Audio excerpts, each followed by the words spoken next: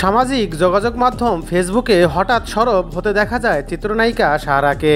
একের পর এক ছবি পোস্ট করতে থাকেন। ছবিগুলো দেখে ঢাকাই চলচ্চিত্রের দর্শকরা হতবাক, কেননা সাহারা যে লুকে ছবি পোস্ট করছেন তা আকর্ষণীয়। ছবিগুলো ছড়িয়ে পড়ে ফেসবুকের বিভিন্ন চলচ্চিত্র গ্রুপে। সাহারার এমন লুক দেখে নেটিজেনরা বিস্ময় প্রকাশ করছেন। তবে যাচাই করে দেখা গেছে সাহারার নামে যে ছবিগুলো ছড়ানো হচ্ছে তা মোটেও ওই অভিনেত্রীর নয়। তাবাসসুম নামের একটি ফেসবুক অ্যাকাউন্ট ও শ্রেতা নামের একটি ইনস্টাগ্রাম অ্যাকাউন্ট থেকে ছবিগুলো পোস্ট করা। ছবি থেকে সম্পাদন করে সাহারার মুখ বসানো হয়েছে।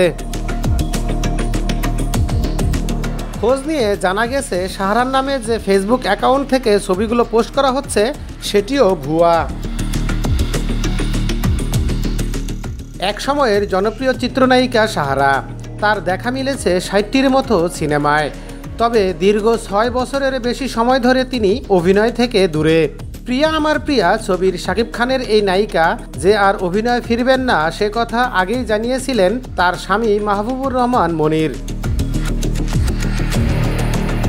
সিনেমা ছেড়ে দেওয়ার কারণ প্রসঙ্গে চিত্রনায়িকা বলেছিলেন, বর্তমানে স্বামী সংসার এবং সংসার কাজ নিয়ে অনেক ব্যস্ততা, অন্য কিছু নিয়ে চিন্তা করার সুযোগ নেই। এছাড়া আমার স্বামী মাহবুবুর রহমান চলচ্চিত্রে অভিনয় একেবারেই পছন্দ করেন না, তাই তার পছন্দ অপছন্দকে শ্রদ্ধা জানিয়ে অভিনয় থেকে দূরে রয়েছি।